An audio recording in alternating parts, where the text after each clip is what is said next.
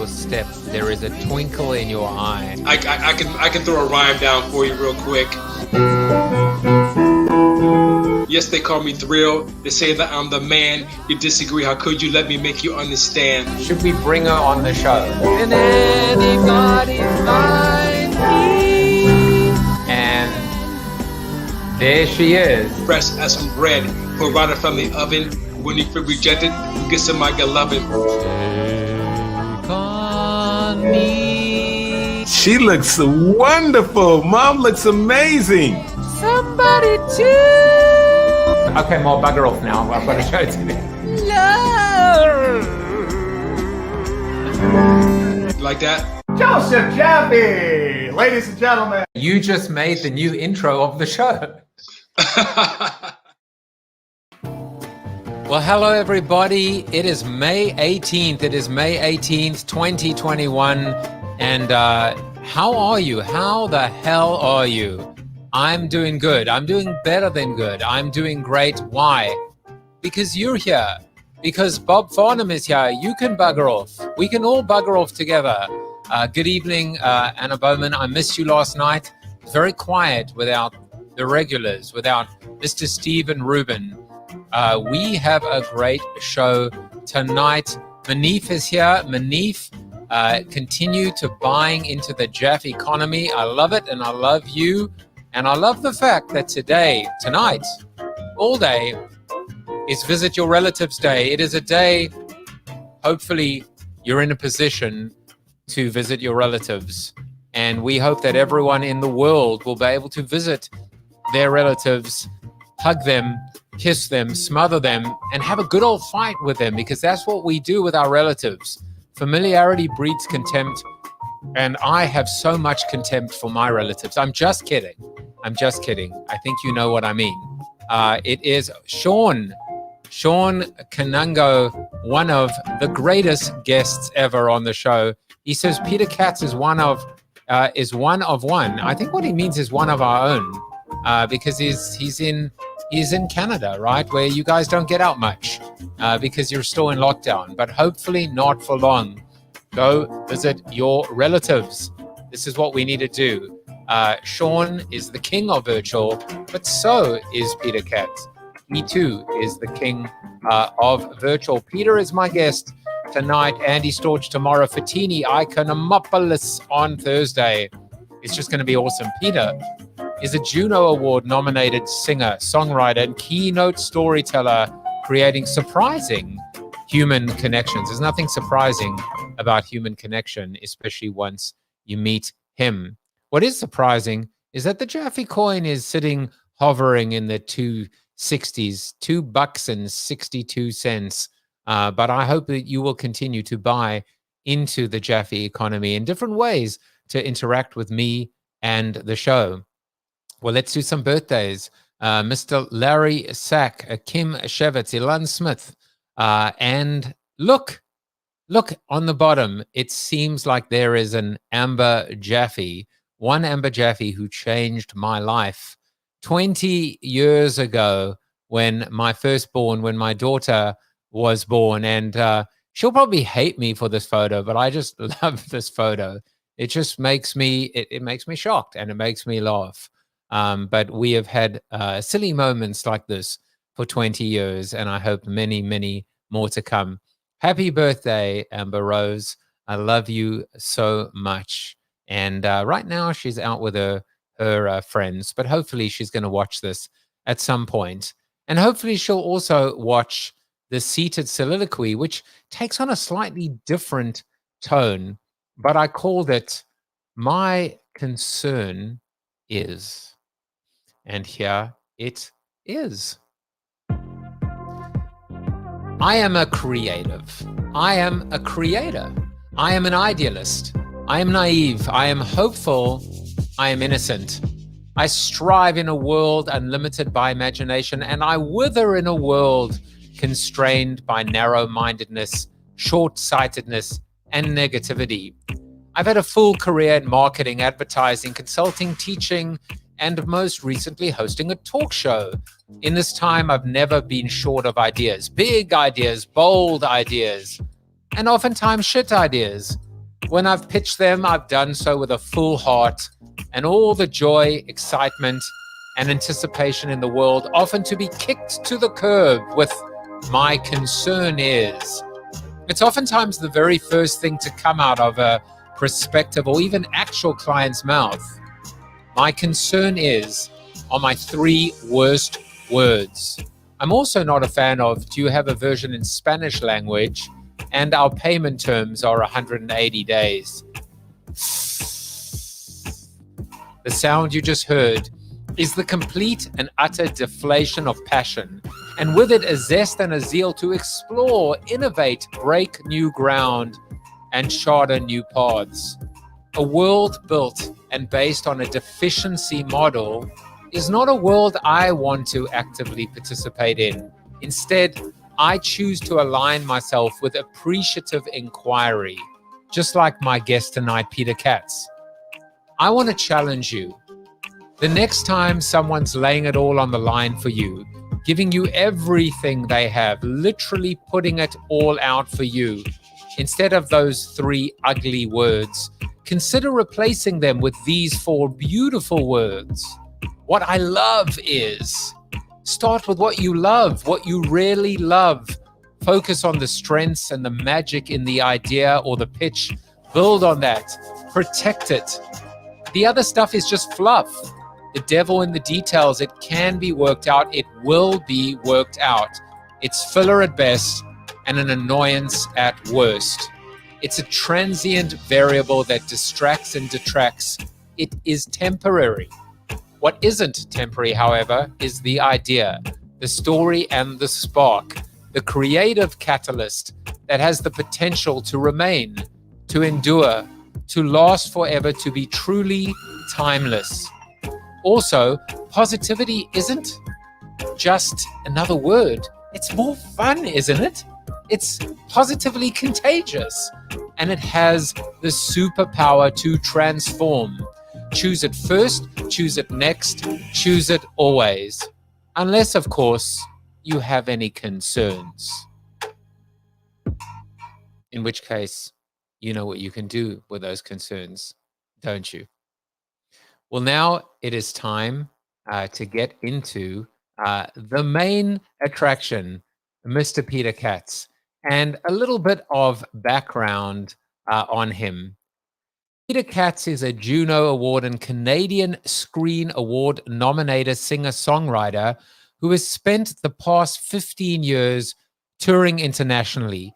He has been described by many of his fans and speaking clients as a thunderbolt for the soul.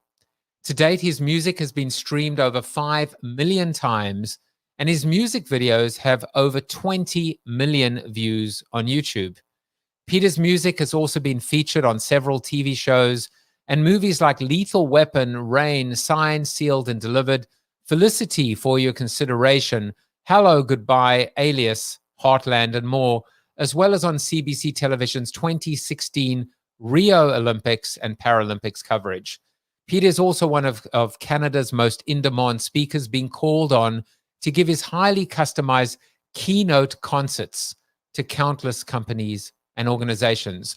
Over the past 12 months, Peter's impressive move to virtual has seen him perform to over 50,000 people virtually around the world, including being asked to address the House of Commons of Canada and the Ivy School of Business. It's pretty impressive, and so is this. Please watch this little video interlude. When the pandemic first hit, I saw all of my work disappear. I had like a year's worth of bookings. Everything was wiped from the schedule. I had exactly $2,000 left in my bank account, and I bought that camera with the last of my money, and then I locked myself in my basement, and I had a really clear vision that I wanted to create a product virtually that was not just like a lesser version of a live performance. If you look at the live streams that I did before this pandemic, they were super low quality. I had to learn all of these new skill sets in order to follow through on this vision.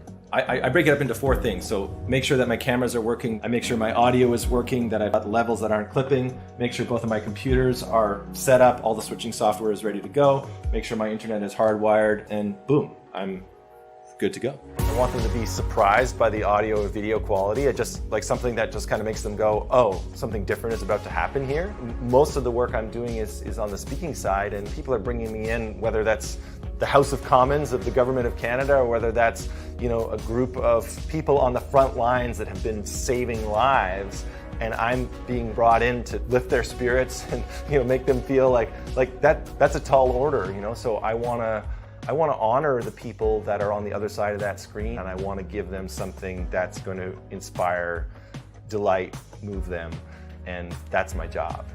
He's creative, incredibly innovative. It was an hour that we will never forget. Just transformed the lives of 130 employees. Peter, you have inspired us, you have centered us, you have given back to us in a way that I don't think any of us knew we needed.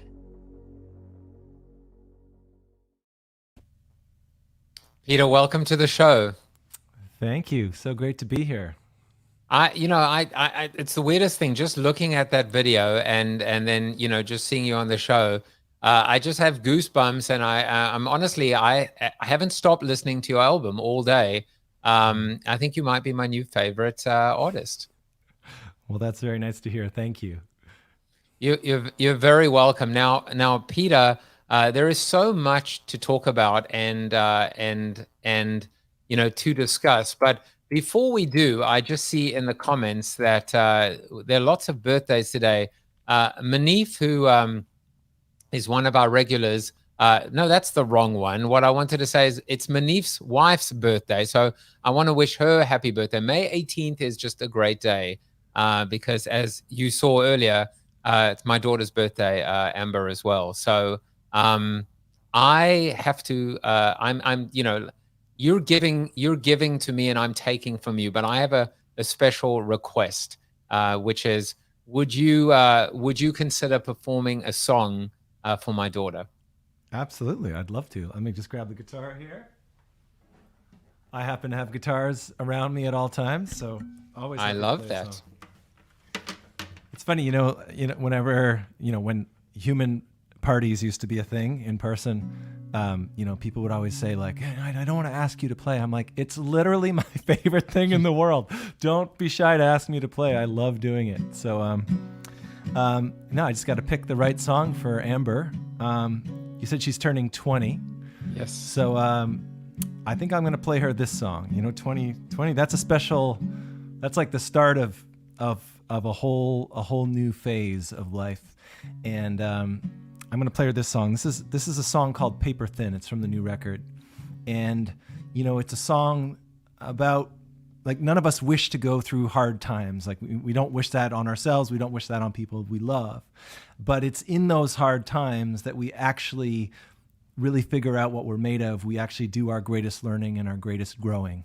So thinking about Amber entering her 20s and definitely some challenges and things that will be ahead. This is my little birthday wish that she can see those challenges as opportunities to do some of that growing that's ahead. So happy birthday, Amber. This is a song called Paper Thin.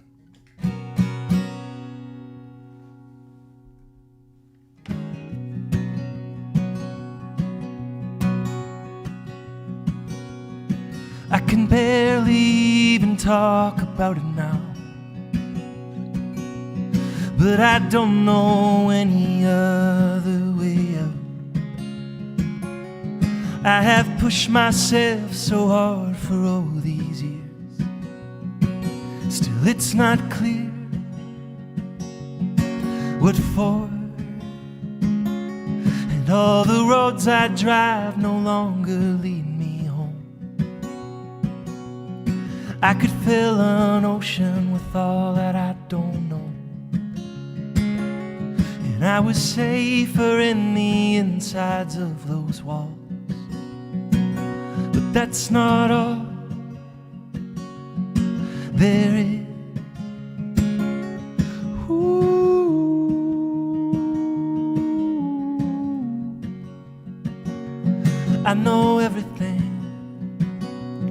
falls apart. Ooh. Just wasn't ready for life to hit that hard and like the narrow space between the start and the end, or the mirror that is now and then, or the insides that are showing through my skin.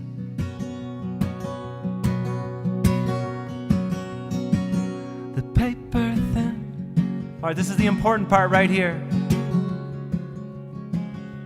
And when your biggest fear, it ends up coming true.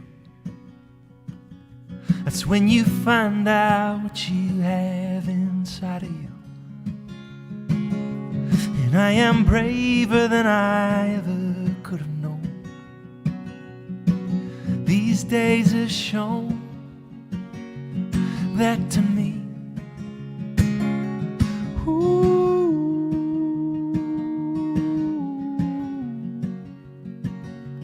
I know everything falls apart.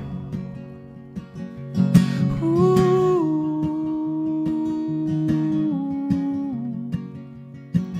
Just wasn't ready for life to hit that hard and like the narrow space between the start and the end, or the mirror that is now and then, or the insides that are showing through my skin.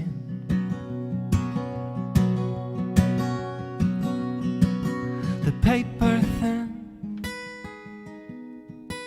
I feel my eyes adjusting to the dark, and I can see the light of far off stars. If I let myself get far enough away from the city of our lives, and like the whole night never really have, I'm getting older. It's not all in my hands, but I will not be afraid of the insides that are showing through my skin.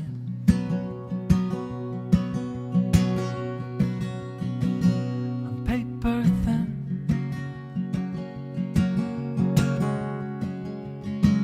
I'm paper thin now. I'm paper thin now. I'm paper thin. Wow, amazing, unbelievable. You know what? The crowd is the crowd is going crazy. Thank you. You see, Happy birthday, Amber. that was beautiful, and it's one of my favorite songs on the album, and it was beautiful. And your setup is incredible. Everything about it. I mean, the lighting, the sound, the transitions. I'm going to be coming to you for lessons. Let me tell you, because I'm sitting in here with my $20 Walmart ring light. It's been, well, I got a good Rodecaster mic here as well. Peter, that was amazing. Thank you. You made, no doubt, her birthday very special.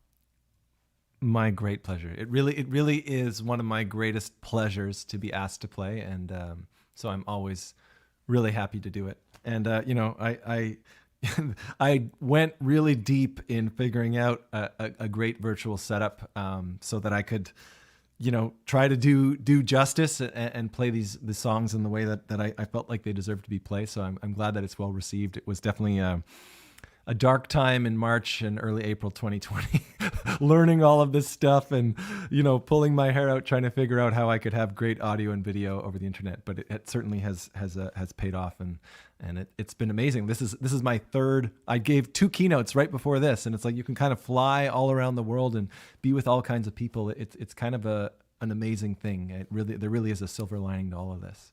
We hear that saying a lot. Certainly, I've heard many guests utter these words, which is, life doesn't happen to you, life happens for you.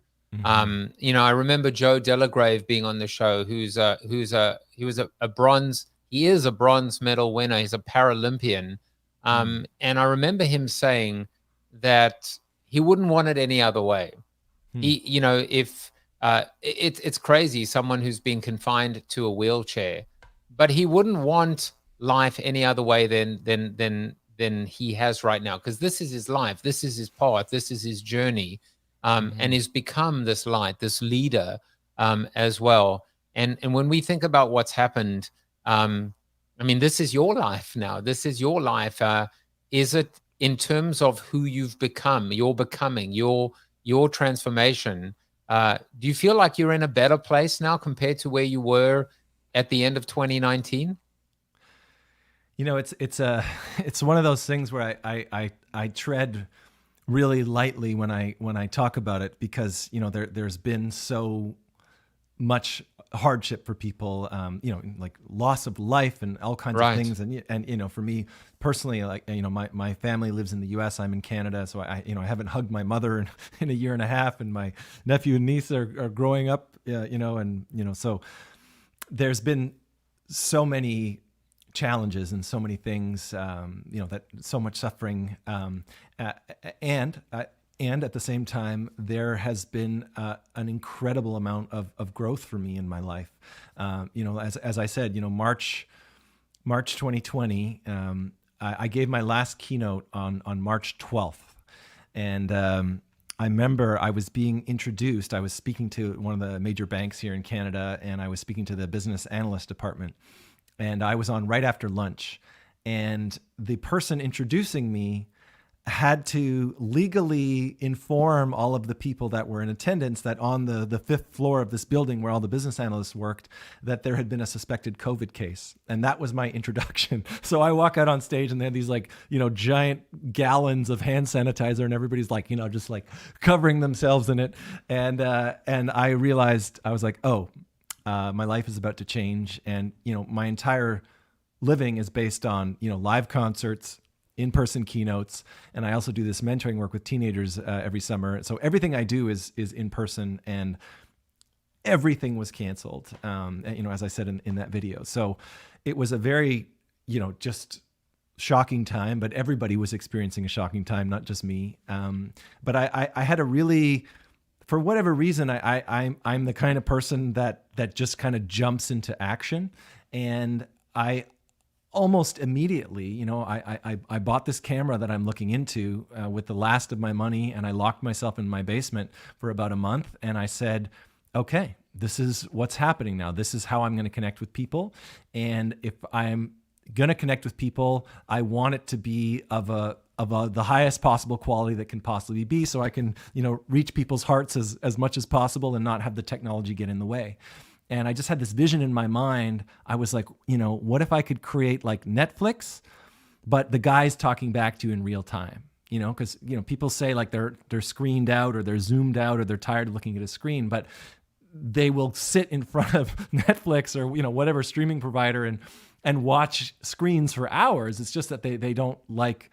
They get tired of bad content, which is what most Zoom meetings are. So I was like, well, what if I could create compelling content, where you weren't thinking about the audio was great, the video was great, and you're using the medium for what it is, I always use this example of, if you want to, the dumbest thing you could do if you were trying to capture a play would be to take a camera and put it in the audience and just have a static camera watching a play.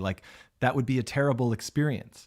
But if you have multi-cameras and you can, see the actors up close, then all of a sudden you can experience the play in a way that you never would have experienced it. So I kind of wanted to approach the idea of a keynote that way and a concert that way of like, okay, I don't want to just take a camera and just like put it in front of a keynote. I want to use the technology in a way that I can engage with people in a new way. And I can, I can talk really intimately and be right up in somebody's ear, and I can get close, and I can, I can do all kinds of things using the medium. So all that to say, it's really paid off. I've there was a deep dip in bookings for, the early months, but by the time September hit, it has been, every month since September has been the best month I've ever had in my business, every single one. And what that really means is I've been able to reach tens of thousands of people. We just did the tally the other day. It's we're over like 55,000 people. And that never would have been possible if I was on airplanes trying to reach all of those people. And I wouldn't have been able to do 3 things in one day and do a keynote. I just did a keynote for I think there was, between 8,000 and 10,000 students around the globe, and then I'm here with you. And then earlier today I was, speaking, to another district, and like none of those things would have been possible in the old format. So, and of course you can, and of course you can sleep in your bed tonight. And I could sleep in my bed tonight. Yeah. Well, I mean, which is also nice. The example you gave earlier, I mean, case in point was Hamilton. I was blown away by the production of Hamilton that I saw on Disney. I guess it was Disney Plus. And so much so that, when my wife and I actually saw Hamilton, we were a little underwhelmed. We were a little underwhelmed because there was so much hype going into it. And our seats probably weren't the best seats in the house, because if they were the best seats in the house, we probably would have had to mortgage, our house in order to get a second mortgage. And for whatever reason, I watched this production on Disney, and I could feel the spit, coming from the different characters. It was exactly as you said. I felt like I was on stage. I felt like I was there. I felt like I was transported. I felt like I was transformed. And it's exactly that point.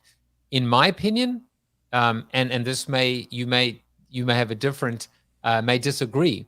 For me, it was better than it was better than in person. Now, I will say that with a massive caveat, because there's so much else to in person. I'm certainly not saying this should ever permanently replace in person, but in terms of the experience, in terms of the quality, for me, it wasn't even close. Yeah, I think it's a mistake to sort of, to try to compare them. Really, I just see this as this is a new format. Like back in the day, there was just plays, and then the camera was invented, and then there was TV and movies, and then people kind of really got into that medium and started doing all kinds of creative things, and maybe then there was also CGI and all kinds of other things that you can do. And so I really feel like, this is not a keynote like I normally give. This is not an in-person concert like I normally give. This is a virtual keynote or a virtual keynote concert or a virtual concert. And there are things about this medium that are unique to this medium that make this medium compelling and strong. And I think it's our job to, not spend too much energy lamenting what we can't do, and instead focusing on, well, look at all that we can do and what is available to us. I mean, Joseph, I'm assuming that, doing a, hour-long variety interview show was not on your radar, 16 months ago or whatever it was. And all of a sudden you learned all these new things and you're connecting with people. And, you tell me, how much learning have you done through this time?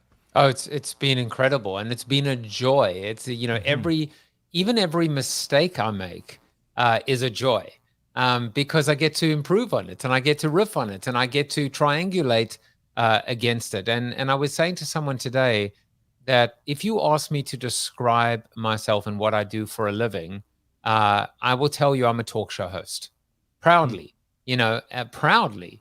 And I don't call myself a consultant anymore. I don't call myself a keynote speaker. I don't call myself a 5-time author. I am a talk show host.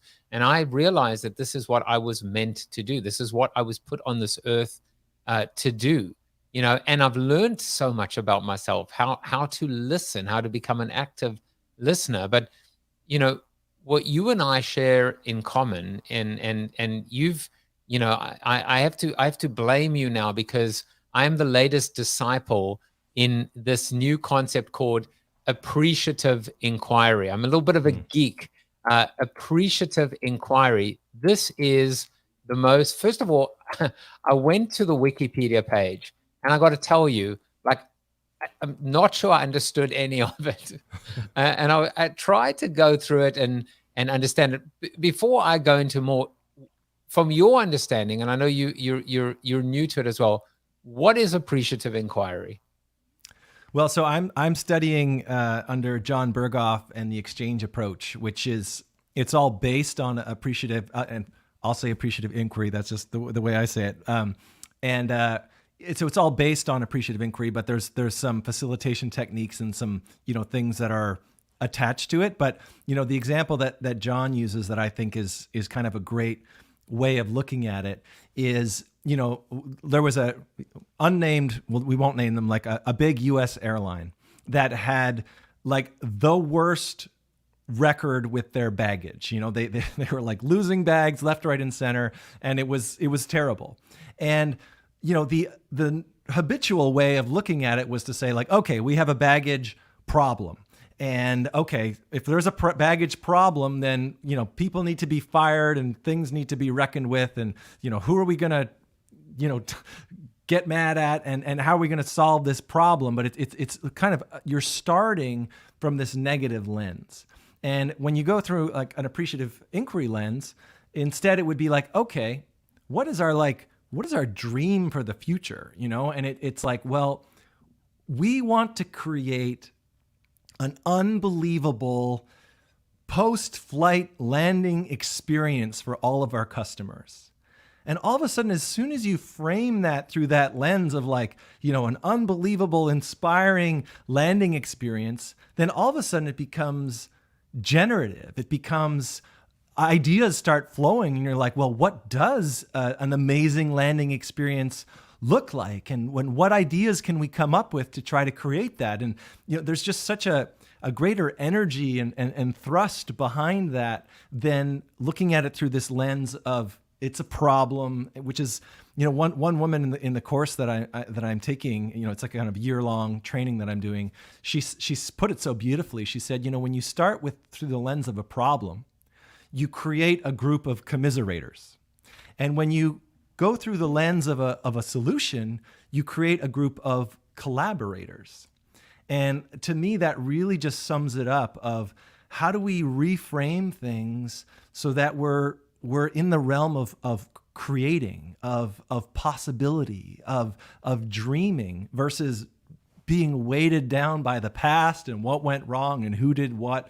So I'm just so energized about this. And truthfully, as soon as I started opening my mouth and talking about it with, my speaking clients, they got energized about it. And now, everybody wants to do this work with me. And it's just like been this eye-opening, amazing thing. And it's really just so aligned with my core value. I've always been this kind of eternal optimist, and, not kind of rose-colored glasses, but just really believing in the human spirit, and that we do all kinds of bad things as human beings, but at our essence, we all want the same basic things. We want food on the table. We want our loved ones to be taken care of. We all want the same basic things. And I feel like part of my life's work as an artist has been trying to reconnect people back to that basic human selves. And from that basic human selves, we make better decisions. We can dream up a better future. We can create the things that we want to create for ourselves. And I don't just believe that that's possible and again, walk around with rose-colored glasses. Like, I've seen it happen. And so I'm just so excited about taking this approach and bringing that into our work environments. And I feel like this is exactly what the world needs right now, because we need to reimagine what work looks like. I talk to, CEOs, I talk to managers, I talk to people, and they're like, we used to just worry about Q1 profits and what's the strategy. And now I have to think about like my employees' kids' mental health or my employees' mental health, or I have to somehow get people connected to each other and feeling like they're actually on a team, even though they don't see each other. And there's all these new challenges. And I feel like appreciative inquiry and this exchange approach is like on the cutting edge of what we need. I mean, I love that, and I'm using my own advice, right? I'm starting with what I love about that is, what I love about that is everything. I found there are actually 5 principles associated with appreciative inquiry. How about that? I'll use when in Rome. There and the principles are constructionist, simultaneity. I think that's right. Simultaneity. Yeah, exactly. Poetic, anticipatory, and positive. And I think that it is all. I mean, my show is about hope, positivity, and optimism. There are so many things. I just want to dive deeper into this and also bring it into everything that I do. But it was the word positivity that ultimately, whether we look at the glass half full, however we want to talk about it, this is, at the end of the day, what we need. No matter what's the old saying, when life hands you lemons, turn it into lemonade. And I think I'm sure the applications are just endless.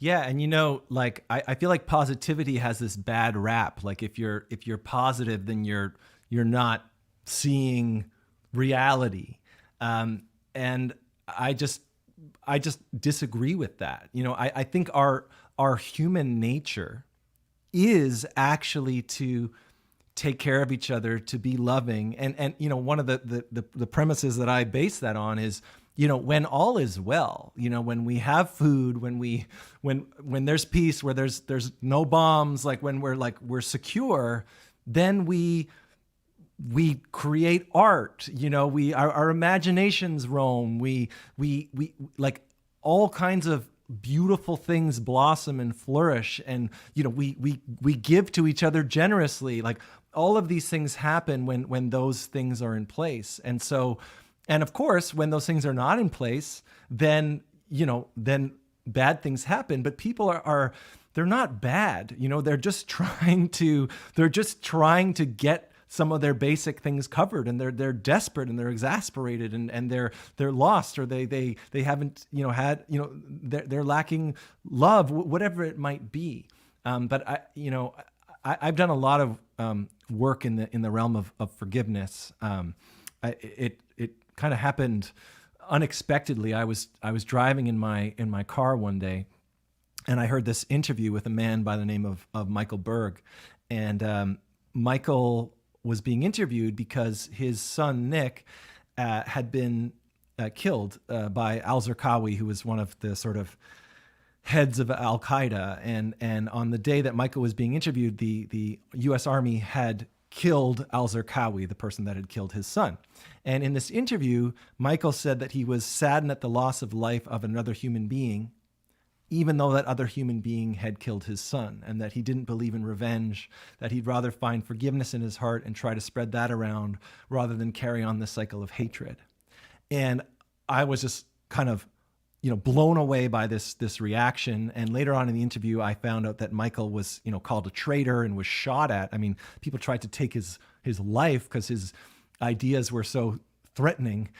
And I said, no, this guy has the answer that we all need to hear. And I wrote this song called Forgiveness. And anyways, it found its way to him. And he's now one of, a dear friend. And I've gone to all of these, forgiveness events with him. And one of those events that I was at, there was this man who was there whose son was also killed in a break and enter.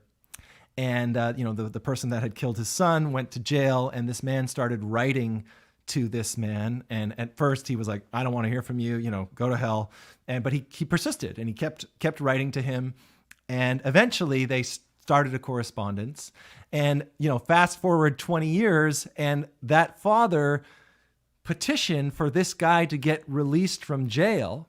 And now that guy comes over for Christmas dinner, and they go to schools and they talk together, and they're the best of friends, and they talk about forgiveness. So like that, no soul is lost, like I got goosebumps, because I'm like, that's actually what we're capable of human beings. That's positivity is not an illusion. It's what's possible, I think, when we actually drop into the best of our human selves, when we grant forgiveness, when we give people opportunity, when we stop and we listen and we open our hearts, like all of that is possible. So anyways, I'm going to come down from my soapbox, because I know that was a long rant, but I'm clearly really passionate about it. No, I mean, it's hardly a rant at all, but it's powerful, right? I mean, you can't even take a saying like "to err is human, to forgive divine." This transcends everything. And I think you said something. I mean, Manif says, "Love wins." Happy I could be here today. Peter just gained a new fan as well. But you spoke about possibility as a positivity as a possibility, as a capability. We are capable of incredible things. And when we think about that element of forgiveness, there's probably not a single person that wouldn't struggle with that story. But that is the kind of story that is an eternal shining light. That light can never be dimmed. It can never be snuffed out, because it just absolutely will break through the darkest darkness.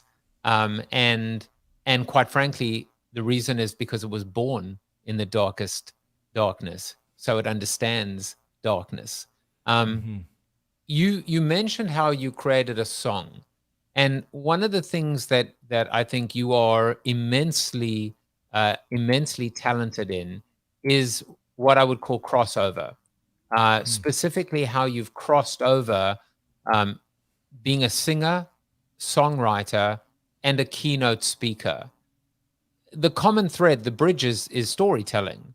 But I would love for you to talk a little bit about that crossover and how you've been able to create this storytelling bridge between the speaker. I'm sure Brent Menswar, as well. You guys are in a class of your own, where you are not presenters, you are speakers, and you're not even speakers, you are storytellers. I would love for you to talk a little bit about that space that you live in right now. Yeah, absolutely. I mean, 10 years ago, I didn't even know what a speaker was. I mean, I knew that existed, but it wasn't something I was interested in. It wasn't anything I knew anything about.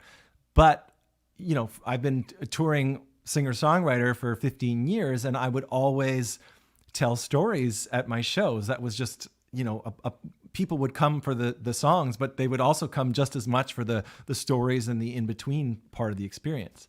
And, so I kind of spent years and years and years honing not just the musical performance, but also what does it mean to stand in front of an audience and thread things together and build a set that has a beginning and middle and an end and has its peaks and its valleys and and anyway, so I guess kind of naturally somebody just asked me if I would give a keynote at their event, and I had never really thought of that, but I was like, okay, and I sort of strung some stories together and gave a keynote, and then I ended up doing this mentoring work with youth out in Alberta, and there was a whole bunch of teachers there, and they were like, hey, we've seen your concerts, we see the work you do with youth, you should turn that into a keynote. So I created a keynote for youth, and then I just sort of started getting into this world where I was telling some stories and playing some songs, but I kind of always felt like there were these islands. Like I could play the song at a world-class level, I could tell the story at a world-class level, but the actual speaking part of it, I was still learning that part. So I really kind of threw myself into okay, there's this whole other medium here, and I don't need to worry about the song part, I don't need to worry about the storytelling part, but I need to figure out how can I serve each of the specific audiences that I'm speaking to. I need to do something different if I'm speaking to a group of financial advisors or a group of healthcare workers or a group of students or a group of government officials, whatever it might be. And so I really threw myself into that. And I think the moment where things really kind of came into focus was I was asked to give a keynote at this conference for 450 entrepreneurs. And, you know, they were most of them were in the tech space, but this was really like my first proper full hour keynote to entrepreneurs. And I had this realization that, like, oh, entrepreneurs and artists, we're kind of the same breed. You know, there's no set paycheck, no set hours. You're doing something that you're really passionate about. You have no idea if it's going to work. You're all in. There's just so much overlap. So I built this talk customized for them, and I felt 450 people just lean in. And I was like, oh, it felt like everything I had done in my life had made me that I could be like so perfectly of service in that moment. And the real kind of, you know, light bulb moment was afterwards. People are walking up to me and they're in tears and they're emotional and they're hugging me and they're sharing their stories and they're telling me all kinds of things. And I was like, oh, this is exactly what happens after my music shows. And for, 15 years, I thought the only way that I could do what I do was in this format called a concert. And then I gave that keynote and I realized, oh, it's not limited to a concert. It can also be in this format where I actually only played 3 songs for an hour and I talked the rest of the time, but the sense of connection and the sense of intimacy and vulnerability, in some ways, it was like even better because in the music business, sometimes, you have to kind of play the game of the music business and, is your single on the radio and all, there's this whole like game to it and this whole like coolness factor. Whereas in the speaking world, I got to just be my totally earnest, kind of kimonos open self. And I kind of loved that. And then, to kind of circle back to the appreciative inquiry stuff, I'm like, oh, there's this whole other format too, where I'm doing this facilitation work. And of course I'm playing music and of course I'm telling stories, but now my job in that format is in some ways to be the guide from the side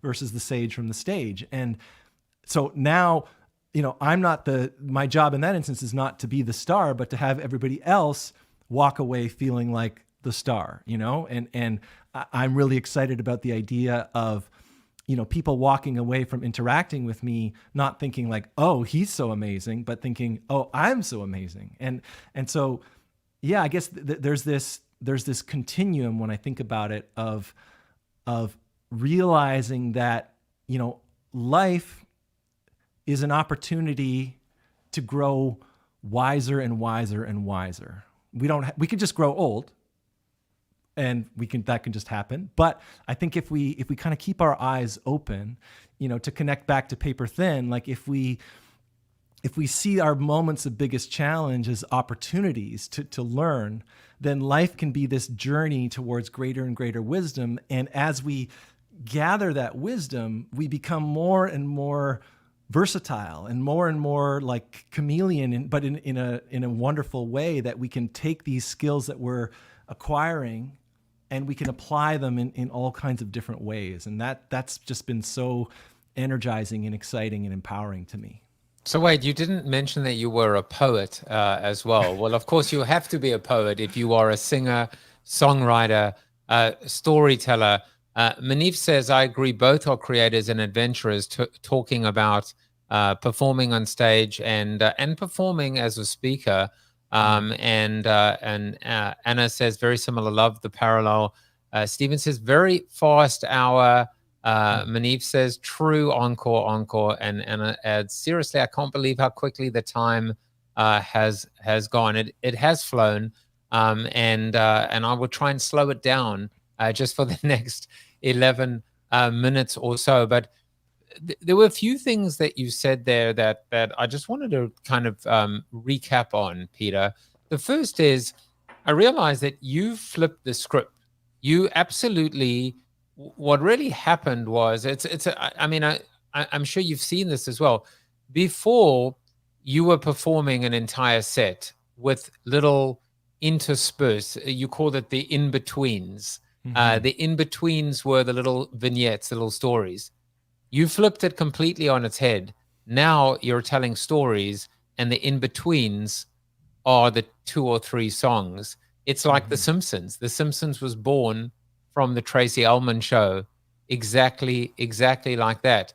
But there was another thing that I also loved about your story, and that's when you're performing on stage as a rock star, as you are, there's almost a tendency to take those songs for granted, to say, why didn't he play the song, the cover song, or the expectation, the familiarity? When you go to a different audience, where first of all, you are a little bit more vulnerable, it's not your comfort zone, it's not generally your wheelhouse, but you're playing to an audience where you pretty much could sing, quite frankly, Bar Bar Black Sheep, and they will be leaning in because it's so different. It's not what they're used to. It's not what they expect. And there's something magical about reversal of roles. So you flip the switch, you reverse the roles, and the result was pure magic. Yeah, that was one of the one of the things that blew my mind when I got into speaking. I was like, playing 150, 200 shows a year as a musician. Like, for years I was like, had a bucket of glue, putting up posters, and in a van, with other sweaty humans, driving 8 hours a day, sleeping on floors. Like, we worked hard to get people out to our shows, and I, was monitoring ticket sales and, doing all the things. With my speaking gigs, I just walk out on stage and sometimes there's 2,000 people sitting there, and I didn't post a tweet or promote anything, and they're all just sitting there. Now there's pros and cons to the situation, because of course, when I walk out on stage as Peter Katz, a musician, everybody there is there. They know why they're there. They bought a ticket. They want to be there. They, ideally they love the music and they're there for a reason. It's a hard ticket sale versus, when I walk out on stage and it's, Monday morning and they all have to be there because it's a company meeting. But I just love the idea that I can kind of hijack this space where the expectation is actually kind of low, but I treat it with the exact same expectation of, an audience that's paid, 30, 40, whatever dollars to buy a ticket to come see me. I treat it with that same energy, that same intensity. And I just think that with my background as an artist and as a touring, like, you develop such a deep respect and appreciation for your audience. I really think about the energy of all of the people, that have come together to be in the audience, who've hired babysitters and they've given up their Friday nights and they've spent their hard-earned paychecks, like, all so that they could be there, not to watch me fail, but so that I can take them somewhere, so I can give them something. And so I see my speaking audience as the same way, as like, wow, I have the privilege to be with these people for this hour. I have the privilege of the microphone, of the stage. How can I serve them? And I love that they're often very caught by surprise because they're just not expecting it.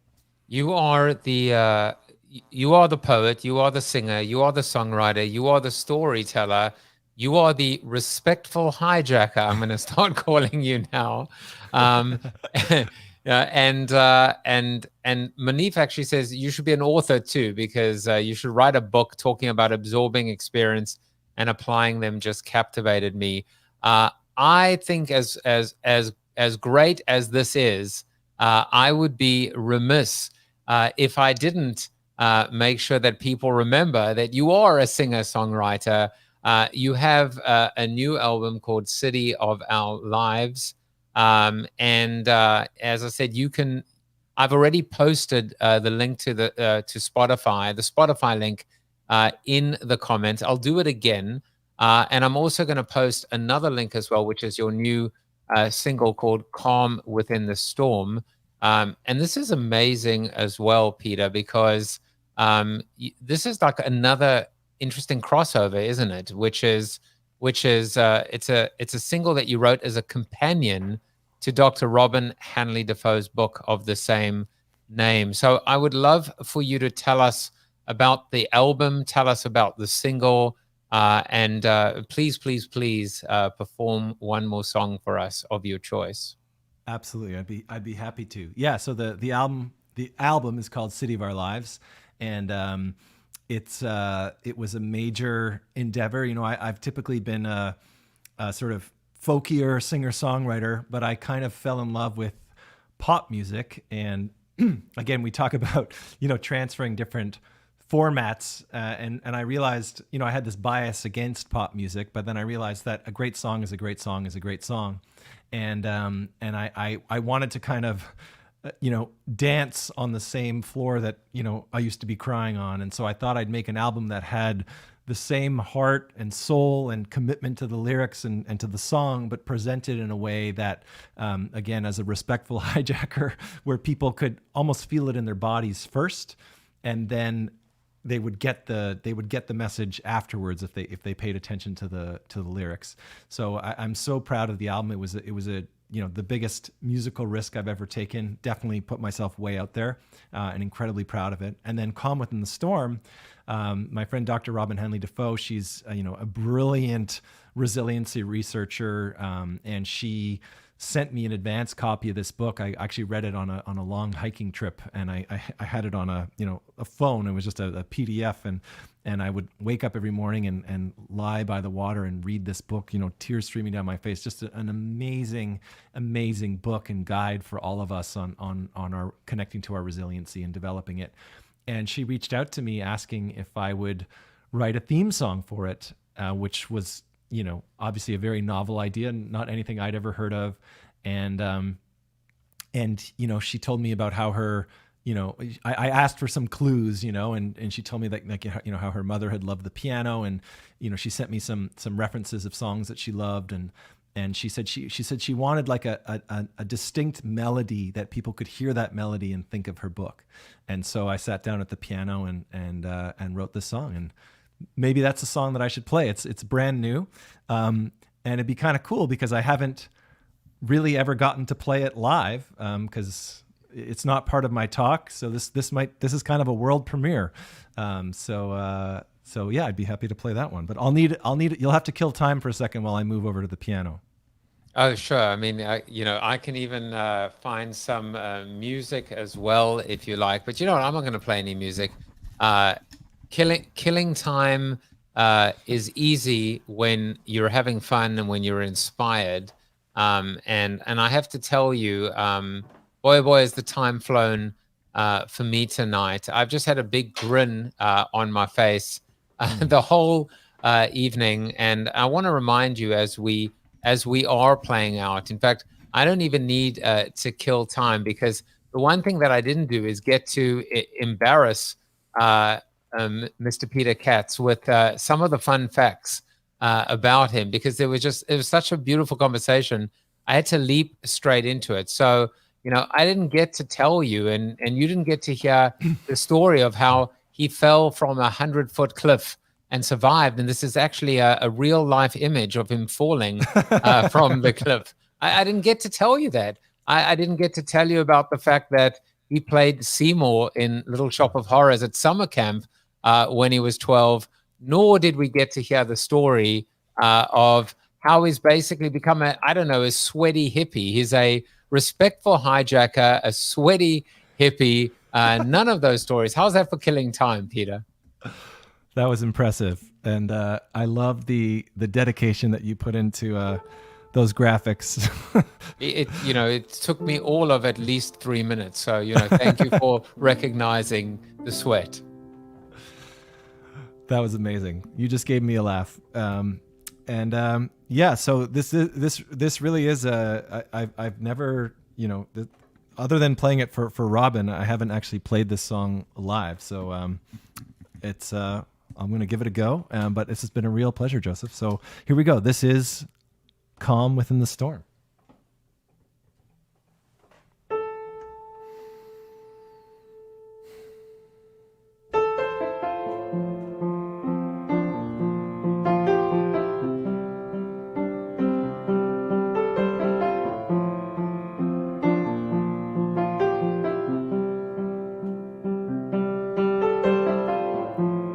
Every tear and every bruise and every pain, I've been hurricane. Every wreckage in the wind will remain. Every miracle, like the winter when I went off of the road, felt the darkness of the water and cold. But I decided I'm not dying alone, and her voice could carry me home to the calm within the storm that I'd been living in, and to all I had to learn through every hard thing. My mother tried in so many ways, telling it to me every day, until I learned on my own to say I am okay.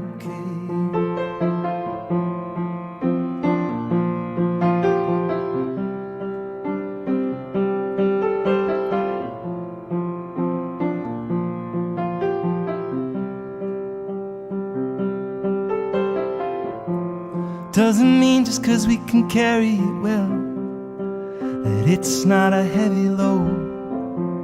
There's a world of people that you could never tell are barely breathing now. As they're driving, they might end up off the road, probably thinking that they're dying alone. But in the dark, all that I want them to know is I can see you.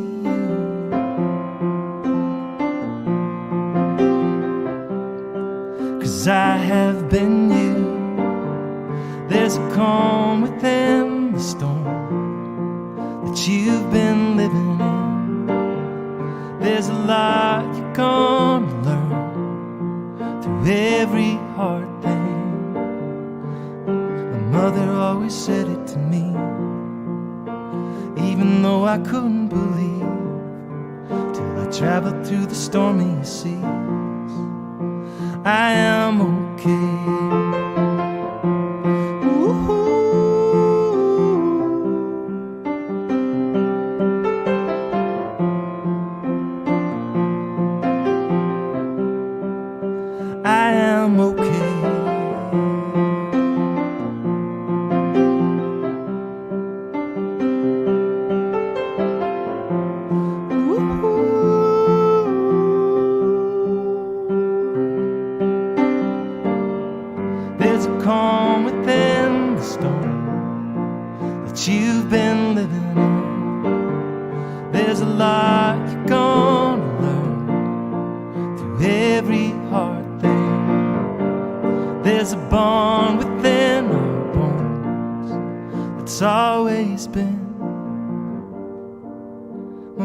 Tried in so many ways, telling it to me every day, until I learned on my own to say I am okay.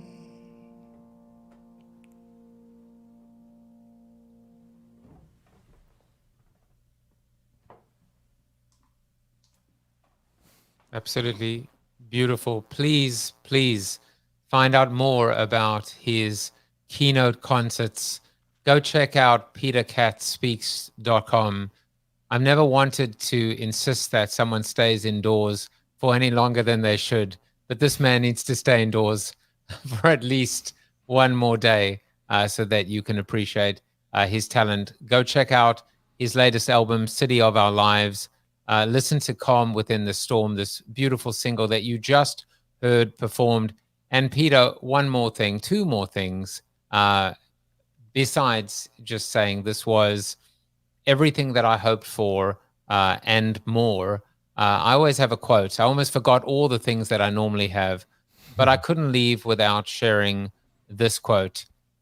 One good thing about music, when it hits you, you feel no pain. And that was Bob Marley. I wanted to leave you with that and just say you are a friend of the show's.